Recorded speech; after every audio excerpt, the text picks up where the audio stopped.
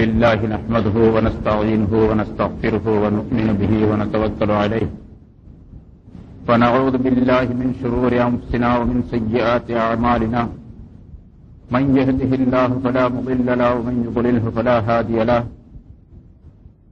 ونشهد أن لا إله إلا الله وحده لا شريك له ونشهد أن سيدنا ونبينا ومولانا محمدا عبده ورسوله أرسله الله بالحق بشيرا ونذيرا وداعيا إلى الله بإذنه وسراجا منيرا أما بعد فقد قال الله تعالى في كلامه القديم أعوذ بالله من الشيطان الرجيم بسم الله الرحمن الرحيم ولقد نصركم الله بدر وأنتم أذلة فاتقوا الله لعلكم تشكرون إذ تقول للمؤمنين ألن يكفيكم أن يمدكم ربكم ب3 آلاف من الملائكة منزلين بلى إن تصبروا وتتقوا ويأتوكم من فورهم هذا يمددكم ربكم ب5 آلاف من الملائكة مسومين صدق الله العظيم. கண்ணியத்திற்குரிய பெரியோர்களே, சகோதரர்களே, புனிதமான இந்த ரமலான் மாதத்தினுடைய இந்த 17ஆம் இரவு வரலாற்றிலே மிக முக்கியம் வாய்ந்ததாக நிகழப்பெற்றிருக்கின்றது என்பதை நாம் அறிவோம். ஒவ்வொரு ஆண்டும் இதே போன்று எல்லா இடங்களிலும் உலகம் முழுவதிலும் இந்த 17ஆம் இரவிலே நடந்த அந்த புனிதமான நிகழ்ச்சி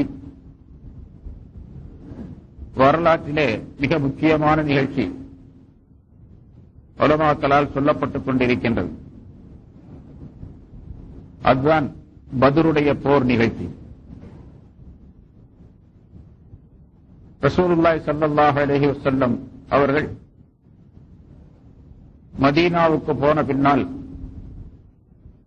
இஸ்லாத்தினுடைய வலு கொஞ்சம் அதிகமான பின்னால்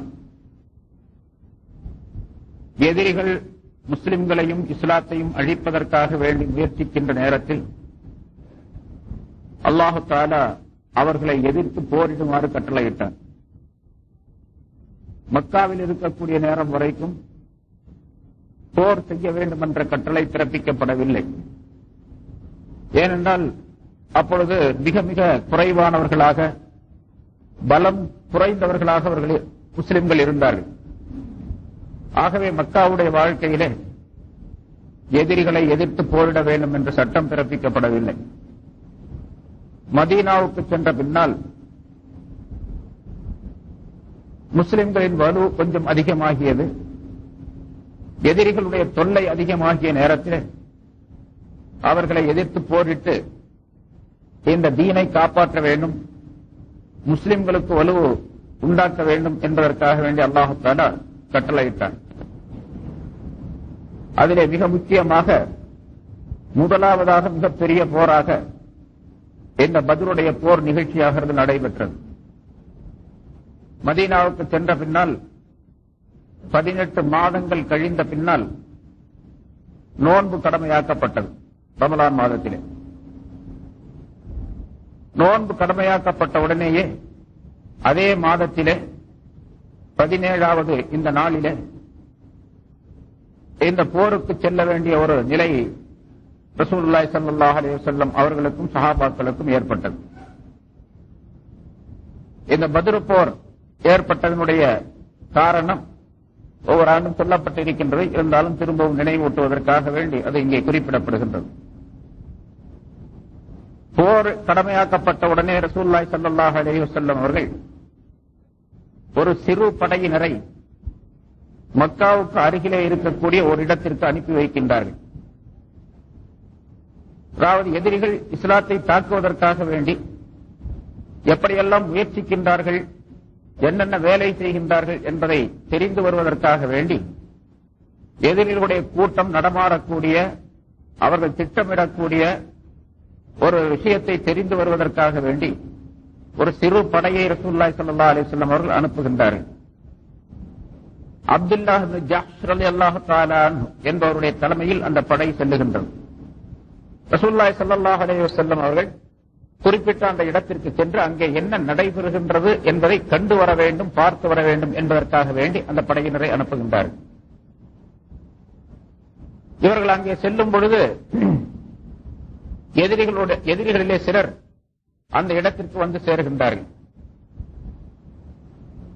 சஹாபாக்களிலே ஒருவர் அந்த எதிரிகளை நோக்கி அம்பை எய்த பொழுது எதிரிகளில் ஒருவராகிய அம்ருல் ஹலரமி என்ற ஒரு மனிதன் மீது அந்த அம்பு தாக்கி அந்த மனிதன் இறந்து விடுகின்றார். இஸ்லாத்திற்காக வேண்டி முதலாக செய்யப்பட்ட கொலை, முதலாக தாக்கப்பட்ட எதிரியினுடைய நிலை அது. இஸ்லாத்திலே முதலாக ஏற்பட்டது. இப்பொழுது அந்த எதிரி தாக்கப்பட்டு அவர் இறந்தவுடனேயே இது மக்காவாசிகளுக்கு தெரிய வந்த பொழுது முஹம்மது அவருடைய படையினரை ஏவிவிட்டு, அவருடைய தோழர்களை ஏவிவிட்டு அல்லாஹ் தஆலா ஹராமாக்கி இருக்கக்கூடிய ஒரு மாதத்திலே, போர் செய்வதை ஹராமாக்கி இருக்கக்கூடிய ஒரு மாதத்திலே போரை நிகழ்த்தி விட்டார், எங்களிலே ஒருவரை கொன்று விட்டார் என்பதாக குற்றம் சுமத்தினார்கள். அதாவது ரஜபு மாதத்தினுடைய முதல் பிறை அன்று நிகழ்ந்ததாக அவர்கள் அங்கே குறிப்பிட்டார்கள். ஆனால் சஹாபாக்களுடைய கருத்து, அந்த சென்ற சிறு படையினருக்கான அவர்களுடைய கருத்தும் மற்ற சஹாபாக்களுடைய கருத்தும், அது ரஜபுடைய பிறை முதல் பிறை அல்ல, ஜமாதுல் ஆகிருடைய கடைசி நாள் என்பதாக சொன்னார்கள். ஜமாதுல் ஆகிருடைய கடைசி நாள் என்பதாக சஹாபாக்களுடைய வாதம். குறைஷியர்களுடைய வாதம் இல்லை, அது ரஜபுடைய முதல் பிறை என்பதாக, இரவே பிறை பிறந்து விட்டது என்பதாக அவர்களுடைய வாதம். இல்லை, இன்னும் பிறை பிறக்கவில்லை, இன்று இரவுதான் பிறை பிறக்கின்றது, அந்த கடைசி நாளில் தான் இந்த பிறை நிகழ்ந்திருக்கின்றது என்பதாக அவர்கள் சொல்ல. ஆனால் அல்லாஹ் தஆலா பின்னால குர்ஆனின் மூலமாக இந்த சஹாபாக்கள் சொன்ன செய்திதான் உண்மையானது என்பதை உறுதிப்படுத்தி அல்லாஹ் தஆலா ரசூலுல்லாஹி ஸல்லல்லாஹு அலைஹி வஸல்லம் அவர்களுக்கு வஹை அறிவித்து விட்டார். இப்பொழுது அங்கே நடந்த கொலையாகிறது. சஹாபாக்கள் எதேச்சையாக அந்த எதிரிகள் இவர்களை தாக்க வருகின்றார்கள் அல்லது வேறு ஏதேனும் அவர்களால் ஆபத்து ஏற்படும் என்ற காரணத்தால் அந்த அம்பை எய்த நேரத்திலே அவர் குறை செய்யப்பட்டு விட்டார். இப்பொழுது மக்காவில் இருக்கக்கூடிய குறைஷியர்களுக்கு இந்த கொலை பற்றிய செய்தியாகிறது மிக கடுமையான ஆத்திரத்தை உண்டாக்கியது. நம்முடைய இந்த நாட்டை விட்டு, நம்முடைய ஊரை விட்டு அப்புறப்படுத்தப்பட்ட இந்த முஹம்மது ஸல்லல்லாஹு அலைஹி வஸல்லம் அவர்களும் அவருடைய தோழர்களும் வெளியே சென்ற பின்னாலும் கூட நம்முடைய ஆள்களிலே ஒருவரை கொலை செய்து விட்டார்கள் என்பதற்காக வேண்டி அவர்கள் எப்படியாவது இந்த முஸ்லிம்களை அழிக்க வேண்டும், ரசூலுல்லாஹி ஸல்லல்லாஹு அலைஹி வஸல்லம் அவருடைய இந்த நோக்கத்தை நசுக்க வேண்டும் என்பதற்காக வேண்டி, இஸ்லாத்தை அழிக்க வேண்டும் என்பதற்காக வேண்டி கங்கணம் கட்டினார்கள், ஒரு திட்டம் தீட்டினார்கள். என்ன செய்யலாம் என்பதாக. முஸ்லிம்களை எதிர்ப்பதாக இருந்தால் ஒரு வலுவான படை வேண்டும், பொருளாதாரம் அதிகமாக இருக்க வேண்டும், அந்த பொருளாதாரத்தை வைத்துத்தான் ஆயுதங்கள் வாங்க வேண்டும், பிறகு அதன் மூலமாக இஸ்லாத்தை எதிர்க்க வேண்டும், முஸ்லிம்களை எதிர்க்க வேண்டும் என்பதாக முடிவு செய்து முதலாவதாக பொருளை திரட்டுவதற்காக வேண்டி, போருக்கு பொருளை திரட்டுவதற்காக வேண்டி அந்த காலத்தில் மக்காவிலிருந்து சிரியா நாட்டுக்கு வியாபாரத்திற்காக வேண்டி செல்லுவது பழக்கம். பண்டமாற்று வியாபாரம் அந்த காலத்தில் மிக பிரபலமாக இருந்தது. மக்காவிலிருந்து சில பண்டங்களை, சில பொருள்களை கொண்டு செல்லுவார்கள். அதை சிரியா நாட்டிலே அதனை விற்பனை செய்துவிட்டு அங்கிருக்கக்கூடிய இந்த அரபு நாட்டுக்கு தேவைப்படக்கூடிய சில பொருள்களை அங்கிருந்து வாங்கிக் கொண்டு வருவார்கள். பண்டமாற்று வியாபாரம் நடந்து கொண்டிருந்தது. இப்பொழுது ஒரு பெரும் பொருளை தயார் செய்து, பொருட்களை தயாரித்து அதை கொண்டு போய் விற்பனை செய்து அதன் மூலமாக கிடைக்கக்கூடிய லாபம் அனைத்தையும், பொருள் அனைத்தையும் இந்த போருக்காக வேண்டி, முஸ்லிம்களை எதிர்ப்பதற்காக செலவிடுவது என்ற எண்ணத்தோடு அபூ சுஃபியானுடைய தலைமையிலே ஒரு வியாபார கூட்டத்தை அனுப்பி வைத்தார்கள். குறைஷியர்கள் எல்லாம் ஒன்று கூடி ஒரு ஆலோசனை செய்து ஒரு பெரிய வியாபார கூட்டத்தை அனுப்பி வைக்கின்றார்கள் சிரியா ஷாம் நாட்டில். அதற்கு தலைவராக அபூ சுஃபியான் செல்லுகின்றார். ஷாம் நாட்டிற்கு சென்ற அவர் அந்த பொருளை விற்பனை செய்து ஒரு பெரும் லாபத்தை திரட்டிக் கொண்டு திரும்ப அவர் வருகின்றார். மக்காவுக்கு வந்து சேர வேண்டும். இந்த செய்தி ரசூலுல்லாஹி ஸல்லல்லாஹு அலைஹி வஸல்லம் அவர்களுக்கு கிடைத்தது. இப்படி இஸ்லாத்தை எதிர்ப்பதற்காக வேண்டி பொருளை தயார் செய்து கொண்டு ஷாமிலிருந்து அபூ சுஃபியானுடைய தலைமையிலே அந்த வியாபார கூட்டம் மக்காவை நோக்கி வந்து கொண்டிருக்கின்றது என்பதால் அல்லாஹ் தஆலா குர்ஆனின் மூலமாக ஒரு ஆயத்தை அருளச் செய்தான். இன்னல்லாஹ வஅதக்கும் யஹ்தத் தாயிஃபத்தைனி என்பதாக அந்த ஆயத். அல்லாஹ் தஆலா உங்களுக்கு இரண்டு கூட்டத்தாரில் ஒன்றை வாக்களித்திருக்கின்றான் என்பதாக அல்லாஹ் தஆலா ஆயத்தின் மூலமாக செய்தியை அனுப்பினான். இரண்டு நிலைகளிலே இரண்டு கூட்டங்களிலே ஏதேனும் ஒன்று உங்களுக்கு நிச்சயமாக வெற்றியாகும் என்பது அந்த ஆயத்தினுடைய கருத்து. அதாவது இந்த வியாபார கூட்டம் பொருளை திரட்டிக் கொண்டு இங்கே வருகின்றார்கள் மக்காவுக்கு. இந்த பொருளாதாரத்தை முதலாவதாக நசுக்க வேண்டும், பொருளாதாரத்தை அவர்களிடத்திலிருந்து அபகரிக்க வேண்டும். அப்பொழுது அவர்கள் போர் செய்யக்கூடிய அந்த துணிவாகிறது குறைந்துவிடும் அவர்களுக்கு. ரசூலுல்லாஹி ஸல்லல்லாஹு அலைஹி வஸல்லம் அவர்கள் சஹாபாக்களிலே இரண்டு நபர்களை அனுப்பி இந்த வியாபார கூட்டத்தினர்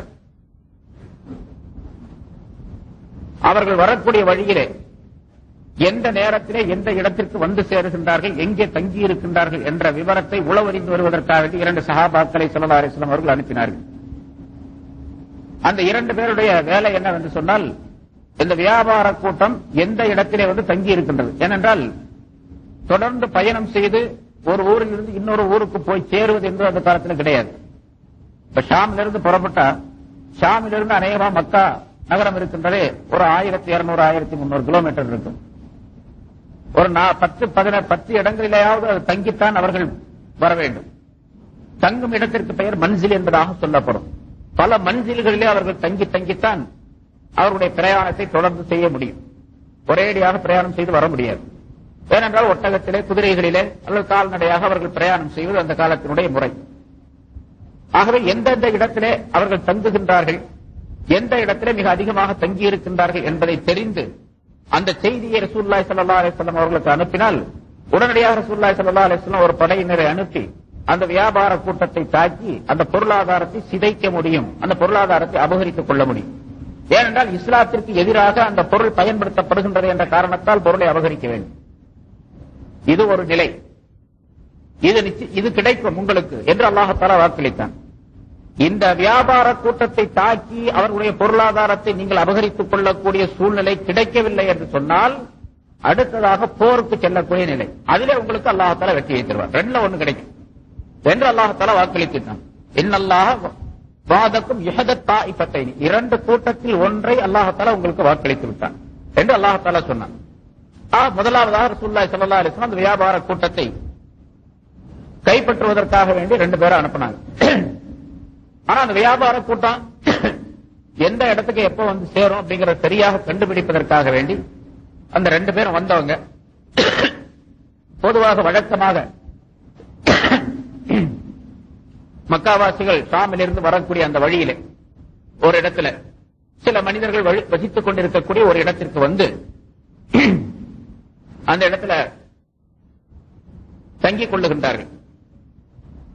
ஆனா அந்த வழியாக அந்த இடத்திற்கு வருவார்களா இல்லையா என்று இவர்களுக்கு ஊர்ஜிதமாக தெரியாது இந்த ரெண்டு பேருக்கும். ஆனா அந்த இடத்துல இருந்த ஒரு வீட்டிலிருந்து ரெண்டு பெண்மணிகள் பேசிக் கொள்ளுகின்றார்கள் வெளியே இருந்து. ஒரு பெண்மணி சொல்லுகின்றார் இன்னொரு பெண்மணி இடத்துல, நீ கடன் வாங்கி எவ்வளவு நாளாச்சு, கடன் வாங்கி அந்த கொடுக்காமலே இருக்கிறே நீ என்று இந்த பெண்மணி அந்த பெண்மணி இடத்துல சொல்ல, காசு வாங்கி கடன் வாங்கி எவ்வளவு நாளாச்சு நீ கொடுக்காமலே இருக்கிற அப்படின்னு. அதுக்கு அந்த பெண்மணி சொல்றா, கொஞ்சம் பொறுத்துக்க, நாளைக்கு இதே இடத்துக்கு அபூ சுஃபியானுடைய தலைமையில உள்ள அந்த வியாபார கூட்டம் இங்க வந்து தங்குவாங்க, அவங்களுக்கு நான் ஹிதமத்துகள் எல்லாம் செய்வேன், அவங்க ஏதாச்சும் காசு கொடுப்பாங்க, எனக்கு அந்த காசு வாங்கி உனக்கு கடன் கொடுத்துறேன் அப்படின்னு அந்த பெண்மணி சொல்ல இந்த ரெண்டு பேரும் அதை கேட்டுக்கிட்டு இருந்தாங்க. அப்போ அந்த வியாபார கூட்டம் இந்த இடத்துக்கு நாளைக்கு வருது அப்படிங்கறத தெரிஞ்சுக்கிட்டாங்க. இதான் உளவறியக்கூடிய முறை. உடனே இந்த செய்தியை ரசூலுல்லாஹி ஸல்லல்லாஹு அலைஹி வஸல்லம் அவர்களுக்கு அனுப்புனாங்க ரெண்டு பேரும். இப்படி அந்த கூட்டம் இங்க வருது இந்த நேரத்துல அப்படின்னு சொல்லி ஸல்லல்லாஹு அலைஹி வஸல்லம் அவர்கள் சில மனிதர்களை அந்த இடத்துக்கு அனுப்புறாங்க, அந்த வியாபார கூட்டத்தை தாக்கி அந்த பொருளை அபகரிக்கிறதுக்காக. இந்த ரெண்டு பேரும் வந்து உளவறிந்து இந்த செய்தி ரசூலுல்லாஹி ஸல்லல்லாஹு அலைஹி வஸல்லம் அவர்களுக்கு போயிடுச்சு அப்படிங்கிற செய்தி அபூ சுஃபியானுக்கு தெரிஞ்சு போச்சு. அவர் என்ன ஷாம்ல இருந்து இங்க வரல. இதுக்கு முதல்ல அவருக்கு அந்த செய்தி தெரிஞ்சிருச்சு. அந்த செய்தி தெரிந்த உடனே அபூ சுஃபியான் என்ன பண்ணாரு, எப்படி முஹம்மது ஸல்லல்லாஹு அலைஹி வஸல்லம் அவருடைய சஹாபாக்கள் நம்மை தாக்குவதற்காண்டி தயாராக இருக்கின்றார்கள், வழிப்பறி செய்யவிருக்கின்றார்கள் அப்படிங்கறத தெரிஞ்சு அவர் தங்கி இருக்கக்கூடிய இடத்திலிருந்து குதிரையில வேகமாக செல்லக்கூடிய ஒரு ஆளை 20 மிஸ்கால் சுமார் 87 கிராம் தங்கம் அவருக்கு கூலியாக பேசி வேகமாக நீ மக்காவுக்கு போய் அபூ ஜஹல்கிட்ட சொல்லி, தலைவர்கள்ட்ட சொல்லி ஒரு பெரிய படையை திரட்டி கொண்டு நீ வரணும். ஏன்னா அந்த முஸ்லிம்கள் நம்மை தாக்குவதற்காக நம்ம அவங்களை தாக்கணும், அதுக்காக ஒரு படையை திரட்டி கொண்டு நீ வர வேண்டும் என்பதாக சொல்லி ஒரு ஆளை அனுப்பினாரு அபூ சுஃபியான். அந்த ஆள் வேகமா போறார், குதிரையில போறார் மக்காவுக்கு. ஆனா அபூ சுஃபியான் எந்த இடத்திலும் சொல்லிவிட்டாரோ அந்த இடத்துல தங்கி இருக்கல. அவர் என்ன பண்ணாரு, வேறு வழி ஏதாவது இருக்குதா, நம்ம வழக்கமாக போகக்கூடிய வழியை பாதையை விட்டு வேறு பாதையின் மூலமாக மக்காவுக்கு செல்லலாம் என்பதாக நினைத்து செங்கடல் ஓரமாக அப்படியே வந்து அவர் கிட்டத்தட்ட மக்காவுக்கு வந்துட்டார். இந்த குதிரை வீரன் போய் மக்காவில அபூ ஜஹல்கிட்ட சொல்லி படையை திரட்டி கொண்டு வருவதற்கு முன்னதாகவே இவர் கிட்ட மக்காவுக்கு அருகில வந்துட்டார். எந்த வழியாக வருவார் என்று எதிர்பார்த்துக் கொண்டிருந்தார்களோ சஹாபாக்கெல்லாம் அந்த வழியா வரல. சஹாபாக்கெல்லாம் ஏமாந்து போயிட்டாங்க, திரும்ப போயிட்டாங்க. மறுநாள் வரல, அதனால திரும்ப போயிட்டாங்க. இப்ப அபூ சுஃபியான் தந்திரமாக வேறு வழியை தேர்ந்தெடுத்து மக்காவுக்கு கிட்ட போயிட்டார். இதுக்கிடையில் அந்த குதிரை வீரன் போய் சொன்ன உடனே அபூ ஜஹல் அப்படியா செய்து உடனே புறப்படுங்க என்பதாக சொல்லி மக்காவாசிகள் பலரை தயார் செய்து கொண்டு, கிட்டத்தட்ட ஒரு 1000 பேரை தயார் செய்து கொண்டு பலவிதமான ஆயுதங்களோடு அங்கிருந்து புறப்பட்டு வர்றார். அபூ ஜஹல் வர்றான். அபூ ஜஹல் கொஞ்ச தூரம் மக்காவை விட்டு வெளியே வந்த உடனே அபூ சுஃபியானை சந்தித்துக் கொள்ளுகின்றார். அபூ சுஃபியான் கடலோரத்தில் வந்து அப்படியே வந்துடுறார். அபூ ஜஹலும் அங்கே சந்தித்துக் கொள்கிறார். அப்ப அபூ சுஃபியான் சொல்றாரு, இல்ல முகமதுடைய ஆளுகள்ட்ட இருந்து நம்ம தப்பிச்சு வந்துட்டோம், அதனால நம்ம ஊருக்கு போலாம், மக்காவுக்கு போலாம் அப்படின்னு சொல்லி. அபூ ஜஹல் சொன்னா, இல்ல மக்காவுக்கு நான் திரும்பி வர முடியாது, போருக்காக வேண்டி புறப்பட்டு வந்துட்டோம், போர் செய்துதான் ஆகணும், ஆயுதங்களோடு வந்து விட்டோம், திரும்ப நம்ம போனா அது நமக்கு கேவலம், அதனால போர் செய்துதான் ஆகணும். போர் செய்யறதுன்னா யார்கிட்ட போய் செய்யறது, அவங்க போயிட்டாங்க, நம்ம தப்பிச்சு வந்துட்டோம், இனிமேல் எந்த விதமான பிரச்சனையும் இல்ல, ஆகவே திரும்ப நம்ம போலாம் அப்படின்னு சொல்லும் போது இல்ல நம்ம போர் செஞ்சுதான். கடைசியில் அபூ சுஃபியானுக்கும் அபூ ஜஹலுக்கும் வாக்குவாதம் நடந்து அபூ ஜஹல் கடைசியில சொன்னார், குறைஞ்ச அளவுக்கு நாம் பத்ர் என்ற இடத்துக்காவது போய், அது அந்த நேரம் இருக்கின்ற பத்ர் என்பது ஒரு சந்தை, அது வருஷத்துக்கு ஒரு தடவை கூடக்கூடிய ஒரு பெரிய சந்தை, திருவிழா நடக்கக்கூடிய ஒரு இடம். மக்காவிலிருந்து சுமார் ஒரு 400 கிலோமீட்டருக்கு பக்கத்தில் இருக்கு, 375 கிலோமீட்டர். மதீனாவிலிருந்து ஒரு 80-100 கிலோமீட்டர் தான் அருகில் இருக்குது அந்த பத்ருங்கிற இடம்.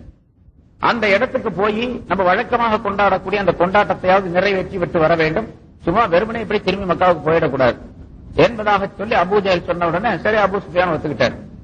அங்கிருந்து திரும்பி அப்படியே பத்ருக்கு போறாங்க. பத்ருக்கு போக இவர்கள் எல்லாம் படையோடு, ஆயுதங்களோடு, போர் கருவிகளோடு இவர்கள் வருகின்ற செய்தியை ரசூலுல்லாஹி ஸல்லல்லாஹு அலைஹி வஸல்லம் தெரிஞ்சாங்க. வியாபார கூட்டம் தப்பிச்சு போயிடுச்சு. மக்காவிலிருந்து ஒரு பெரும் படையோட 1000 பேரோட அங்க பத்ருக்கு வர்றாங்க என்ற செய்தியை ரசூலுல்லாஹி ஸல்லல்லாஹு அலைஹி வஸல்லம் கேள்விப்பட்ட உடனே இவர்கள் போருக்கும் நம்மிடத்தில் தயாராகி விடுவார்கள், நாம் அவர்களை எதிர்த்து கட்டாயமாக தற்காப்புக்காக வேண்டி போர் செய்துதான் ஆக வேண்டும் என்ற நிலை ஏற்பட்டது. ஏனாலும் அல்லாஹ் தஆலாவும் சொல்லிட்டான், இன்னல்லாஹ வாதக்கும் யஹதத்தாயிஃபத்தைன், 2 கூட்டங்களில் ஒன்றை உமக்கு நாம் வெற்றியாக்கி தருகின்றோம் என்பதால். இப்ப அந்த வியாபார கூட்டம் போயிடுச்சு, அது கையை விட்டு போயிடுச்சு. அடுத்ததாக இந்த போர் செய்யக்கூடிய அமைப்பில் இவங்க வர்றதுனால இவர்களிடத்தில் போர் செய்யும் போது வெற்றி கிடைக்கும் என்ற ஒரு வாக்குறுதியை அல்லாஹ் தஆலா கொடுத்திருக்கிறான்.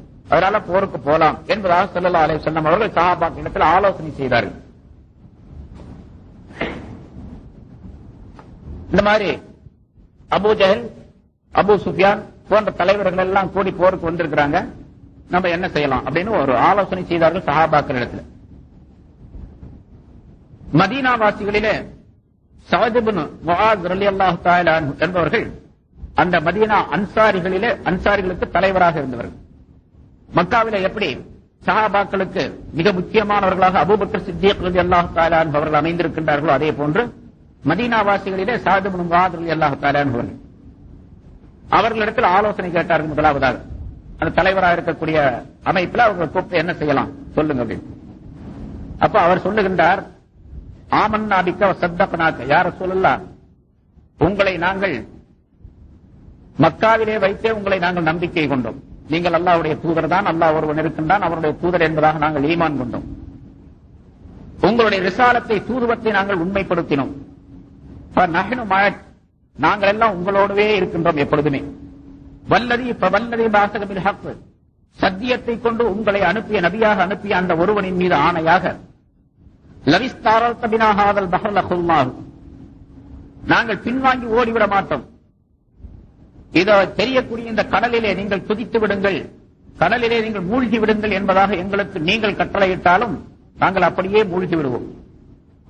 எங்களிலே யாருமே அதை மறுத்து பின்வாங்கி செல்லக்கூடியவர்கள் யாருமே இருக்க மாட்டோம் என்பதாக சொல்லி, நீங்கள் என்ன சொல்லுகின்றீர்களோ அதை அப்படியே நாங்கள் செய்ய காத்திருக்கின்றோம் என்பதாக சாது மாதிரி அல்லாஹ் தஆலா அவர்கள் அன்சாரிகளின் சார்பாக அந்த விஷயத்தை சொல்லினார்கள். ஏன்னா அன்சாரிகளுக்கு அவர்கள் தலைவர், அவர் என்ன சொல்லுகின்றார் அதை அன்சாரிகள் கேட்பார். அதாவது போருக்கு நாங்கள் செல்ல தயாராக இருக்கின்றோம், எந்த விதமான பிரச்சனையும் கிடையாது, நீங்கள் புறப்படுங்கள், நான் உங்களோடு வருகின்றோம் என்பதாக அவர் கருத்து தெரிவித்தார். இன்னும் சொல்லப்பட்டிருக்கின்றது, மூசா அலைஹிஸ்ஸலாம் அவர்கள் தங்களுடைய கௌமிடத்தில் போருக்கு புறப்படுங்கள் என்பதாக சொல்லிய நேரத்தில், அதாவது மிகப்பெரிய வீரர்களாக, பம்புக்காரர்களாக ஒரு கூட்டத்தினர் ஜப்பாரியின் என்பதாக இருக்கக்கூடிய அவர்களிடத்தில் போரிடுமாறு அல்லாஹ் தஆலா மூசா அலைஹிஸ்ஸலாம் அவர்களுக்கு கட்டளையிட்ட நேரத்தில், மூசா அலைஹிஸ்ஸலாம் அவர்கள் தங்களுடைய கௌமுகளிடத்தில் சொன்னார்கள், தங்களுடைய சஹாபாக்களிடத்தில் போரிட வேண்டும் என்பதாக. அப்பொழுது அந்த மூசா அலைஹிஸ்ஸலாத்துடைய கௌமுகள் சொன்னார்கள், மூசாவே, நாங்க அந்த ஜனங்களோடு போய் போரிட முடியாது, ஏன்னா அவங்க ரொம்ப பராக்கிரம் மிக்கவர்கள், மிக பலசாலிகளாக இருக்கின்றார்கள், நாங்கெல்லாம் போனா எங்களை நசிக்கப்படுவாங்க, அதனால நாங்க ஊருக்கு வெளியே உட்கார்ந்து இருக்கிறோம், மூசாவை நீங்களும் உங்க அல்லாஹ் போய் போரிட்டு வாருங்கள், நாங்க பார்த்துக்கிட்டே இருக்கிறோம் என்பதாக சொன்னார்கள். அல்லாஹ் தஆலா குர்ஆன்ல அதை சொல்லி காட்டுகின்றார். அந்த மாதிரி நாங்கள் சொல்ல மாட்டோம் என்பதாக சொன்னார்கள். மூசா அலைஹிஸ்ஸலாம் அவர்களுக்கு அவருடைய கௌமுகள் எப்படி சொன்னார்களோ அது மாதிரி, யா ரசூலல்லாஹ், உங்களுக்கு நாங்கள் சொல்ல மாட்டோம், நீங்கள் எதை கட்டளையிடுகின்றீர்களோ அந்த கட்டளையை தாங்கி நாங்கள் உங்களோடு சேர்ந்து போரிடக்கூடியவர்களாக இருக்கின்றோம் என்பதாக சொல்லிய பொழுது ரசூலுல்லாஹி ஸல்லல்லாஹு அலைஹி வஸல்லம் அவர்கள் மிக மகிழ்ச்சி அடைந்தார்கள். பிறகு சஹாபாக்களை எல்லாம் ஒன்று கூட்டி, யார் யார் போருக்கு புறப்படுகின்றீர்களோ எல்லோரும் வாருங்கள் என்பதாக சொன்னார். அப்போ ஆரம்ப காலகட்டம் அது, ஹிஜ்ரி 2வது வருஷம், ஹிஜ்ரி 2வது ஆண்டு, அதாவது மதீனாவுக்கு சென்ற பின்னால் 18வது மாதம், அது மதீனாவுக்கு சென்ற பின்னால் 2வது ஆண்டு. ஒரு சில நூற்றுக்கணக்கான சஹாபாக்கள் மட்டும்தான் அங்கே இருக்கின்றார்கள். அப்பொழுது ஆயிரக்கணக்கான சஹாபாக்கள் கூட இல்லை. இப்ப ரசூலுல்லாஹி ஸல்லல்லாஹு அலைஹி வஸல்லம் சொன்ன உடனே அங்க இருக்கக்கூடிய பல சஹாபாக்கள், ஏராளமான சஹாபாக்கள் தயாரானார்கள். அதாவது இருந்த சஹாபாக்கள் ஸல்லல்லாஹு அலைஹி வஸல்லம் அவர்கள் மதீனாவை விட்டு வெளியே எல்லோரையும் அழைத்து வந்து வரிசையாக நிறுத்தி வைத்து, யார் யார் போருக்கு செல்வதற்கு தகுதியானவர்கள் என்பதை பரிசீலனை செய்தார்கள். அதுல சில பேர் பலவீனமானவர்கள் இருந்தாங்க, அவங்களை எல்லாம் நீங்க போருக்கு வேணான்னு சொன்னாங்க. பல சிறுவர்கள் அதுல இருந்தாங்க, 10 வயசு 12 வயசு சிறுவர்கள் எல்லாம் வந்தாங்க. 14 வயசு சிறுவர்களையும் ரசூலுல்லாஹி ஸல்லல்லாஹு அலைஹி வஸல்லம் அங்கிருந்து தள்ளுபடி செய்தார்கள். அந்த சிறுவர்களை எல்லாம் வேண்டாம் என்று சொல்லிவிட்டார். இப்படி யார் யார் போருக்கு வர வேண்டுமோ அவர்களை தேர்ந்தெடுத்த பின்னால் ரசூலுல்லாஹி ஸல்லல்லாஹு அலைஹி வஸல்லம் அவர்கள் எண்ணி பார்க்கிறார்கள், எத்தனை பேர் இருக்கிறாங்க அப்படின்னு சொல்லி. மொத்தம் 313 நபர்கள் அவர்கள் இருந்தார்கள். அன்சாரிகளிலே 207 பேர், முஹாஜிரீன்கள் மக்காவை சேர்ந்தவர்களே 106 பேர். முஹாஜிரீன்கள் 106, அன்சாரிகள் 207. ஆக 313 நபர்கள் இருந்தவுடனே ரசூலுல்லாஹி ஸல்லல்லாஹு அலைஹி வஸல்லம் அவர்களுக்கு ஒரு விதமான மகிழ்ச்சி ஏற்பட்டது. சொல்லுகின்றார்கள், இது தாலூத் என்ற மன்னனுடைய படையின் எண்ணிக்கை என்பதாக சொன்னார்கள். அல்லாஹ் தஆலா குர்ஆனிலே ஜாலூத் என்று ஒரு கொடுங்கோலன் இருந்தான், அவன் இஸ்லாத்திற்கும் முஸ்லிம்களுக்கும் எதிராக அந்த மக்களை அழித்துக் கொண்டிருந்தான், செயல்பட்டுக் கொண்டிருந்தான். அந்த ஜாலூத் என்ற மன்னனை எதிர்ப்பதற்காக வேண்டி அல்லாஹ் தஆலா தாலூத் என்று சொல்லப்படக்கூடிய ஒரு முஸ்லிமான இஸ்லாத்தைச் சேர்ந்த ஒரு மன்னனை அல்லாஹ் தஆலா அங்கே நியமனம் செய்தான். அந்த தாலூத் என்ற மன்னனோடு சேர்ந்து முஸ்லிம்கள் அந்த ஜாலூத் என்ற மன்னனிடத்தில் போர் செய்வதற்காக வேண்டி சென்றார்கள். அப்படி சென்ற அந்த படையினர் இருக்கின்றார்கள், அவர்கள் 313 நபர்கள். அல்லாஹ் தஆலா குர்ஆனிலே சொல்லுகின்றான், அந்த தாலூத் என்ற இஸ்லாமிய அந்த மன்னரோடு சேர்ந்து படையிலே சென்றவர்கள் தான் நபி தாவூத் அலைஹிஸ்ஸலாம் அவர்களும் அதிலே இருந்தார்கள். அந்த ஜாலூத் என்ற அந்த கொடுங்கோன்மையான மிகப்பெரிய பராக்கிரம் வாய்ந்த புஜபல பராக்கிரம் மிக்க அந்த அரசனை கொண்டவர்களும் கூட ஹஜ்ரத் தாவூத் அலைஹிஸ்ஸலாம் அவர்கள் தான். மிக சிறுவராக மிக குள்ளமாக அவர்கள் இருந்தார்கள் என்பதாக வர்ணிக்கப்பட்டிருக்கின்றது. அல்லாஹ் குர்ஆனிலே சொல்லி காட்டுகின்றான், கத்தல தாவூத் ஜாலூத்த, தாவூத் அலைஹிஸ்ஸலாம் அவர்கள் ஜாலூத்தை கொன்றார்கள் என்பதாக அந்த போரிலே நடந்த நிகழ்ச்சியை சொல்லி காட்டுகின்றார். அவர்கள் 313 நபர்கள் இருந்தார்கள். அந்த 313 நபர்கள் தான் மிகப்பெரிய பராக்கிரம் மிக்க அந்த படையினரை வென்றார்கள் என்று சரித்திரம் குர்ஆனிலே சொல்லப்பட்டிருக்கின்றது. இந்த எண்ணிக்கையை பார்த்தவுடனே ரசூலுல்லாஹி ஸல்லல்லாஹு அலைஹி வஸல்லம் அவர்கள் மகிழ்ச்சி அடைந்து, இது தாலூத் என்ற அரசருடன் சென்ற அந்த இஸ்லாமிய படையினுடைய எண்ணிக்கை என்பதாக சொல்லி மகிழ்ச்சி அடைந்தார். அல்லாஹ் தஆலா வெற்றிக்கு அறிகுறியாக ஆக்கி வைத்திருக்கின்றான் என்பதையும் ஸல்லல்லாஹு அலைஹி வஸல்லம் அவர்கள் அங்கே குறிப்பிடுகின்றார். பொதுவா ஒரு நல்ல சகுனம், மார்க்கத்தில் சகுனம் பார்ப்பது என்பது கிடையாது, ஜோசியம் பார்ப்பது குறி பார்ப்பது அப்படின்னு கிடையாது. நற்சகுனம் என்பது ஒன்று உண்டு. முன்னால பல சொல்லியிருக்கிறேன். நற்சகுனம் என்பது ஒன்று உண்டு.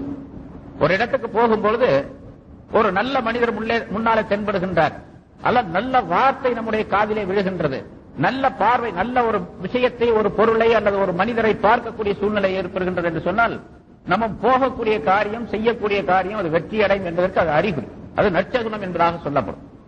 துர்க்குறி என்பது மார்க்கத்திலே கிடையாது. நற்குறி என்பது நற்சகுனம் என்பது மார்க்கத்திலே உண்டு. அது முன்னாலே நான் சொல்லியிருக்கிறேன். ரசூலுல்லாஹி ஸல்லல்லாஹு அலைஹி வஸல்லம் அவர்கள் சொல்லுகின்றார்கள், ஒரு மனிதர் ஒரு தேவையை முன்னிட்டு வெளியே போறார். இப்ப உதாரணமா ஒரு நோய் அவருக்கு, ஆஸ்பத்திரிக்கு போறதுக்காண்டி வீட்டை விட்டு வெளியே வர்றாருன்னு வச்சுங்க. வெளியே வர்றார், வரும்பொழுது ஒருத்தர் இன்னொரு ஆளை கூப்பிடுறார். ஒரு மனிதர் இன்னொரு மனிதரை யாரோ ஒருத்தர் கூப்பிடுறார், ஏ சலீம் அப்படின்னு கூப்பிடுறாருன்னு வச்சுங்க. சலீம் அவர் கூப்பிடுறார். சலீம்னா சலாமத்தானவன், சுகமானவன் அப்படின்னு அர்த்தம். இப்ப இவர் ஆஸ்பத்திரிக்காக வேண்டி போறார் அப்படின்னு சொன்னா, அந்த சலீம் என்ற வார்த்தை காதுல வீட்டை விட்டு வெளியே வந்த உடனே அந்த வார்த்தை காதுல விழுவதே ஒரு நற்சகுனம் இருக்கு. இவர் போகக்கூடிய வேலை இருக்கின்றது, அது சலாமத்தாக ஆயிடும் அப்படிங்கிற அர்த்தம்.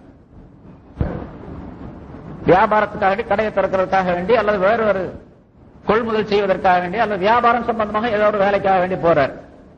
அப்படி வீட்டை விட்டு வெளியே போகக்கூடிய நேரத்தில், அல்லது கடையை விட்டு வெளியே போகக்கூடிய நேரத்தில், எப்ப முதல்ல புறப்படுறாரோ அந்த நேரத்தில் ஏதாவது இந்த மாதிரி சலீம்ங்கிற வார்த்தையோ அல்லது ரபாஹ் அப்படிங்கிற வார்த்தையோ, இந்த லாபம் தரக்கூடிய அல்லது மகிழ்ச்சி தரக்கூடிய ஏதாவது ஒரு வார்த்தையை ஒருவர் சொல்லுகின்றார், இவர் காதிலே விழுகின்றது என்று சொன்னால், இவர் போகக்கூடிய அந்த தொழில் சம்பந்தப்பட்ட, வியாபாரம் சம்பந்தப்பட்ட வேலை எளிதாக முடிந்துவிடும், லாபமாக முடிந்துவிடும் என்பதாக பொருளாகும். அதனால் ரசூலுல்லாஹி ஸல்லல்லாஹு அலைஹி வஸல்லம் இந்த 313 நபர்களை பார்த்த உடனேயே இப்படி ஒரு நற்குறி அங்கே தென்படுகின்றது என்பதற்காக வேண்டி மகிழ்ச்சி அடைந்தார்கள். ரசூலுல்லாஹி ஸல்லல்லாஹு அலைஹி வஸல்லம் அவர்கள் அங்கிருந்து புறப்பட்டு வருகின்றார்கள். பத்ர் என்ற இடத்திலே இந்த எதிரிகள் தங்கி இருக்கின்றார்கள் என்பதை கேள்விப்பட்டு அந்த இடத்துக்கு வர்றாங்க. ஏன்னா அவங்க ஆயுதங்களோடு இஸ்லாத்தை, முஸ்லிம்களை எதிர்ப்பதற்காக வந்திருக்கின்றார்கள் என்று சொல்லும்போது, நம்ம அவங்க முஸ்லிம்கள் எல்லாம் சும்மா இருக்காங்கன்னு சொன்னா அந்த படையை திரட்டிக் கொண்டு மதீனாவுக்கு அவர்கள் வந்துவிடக்கூடும், அல்லது முஸ்லிம்கள் எல்லாம் கோழைகள் என்பதாக நினைத்து விடக்கூடும். முஸ்லிம்களை நாம் அழித்து விடுவதற்கு மிக எளிதான வழி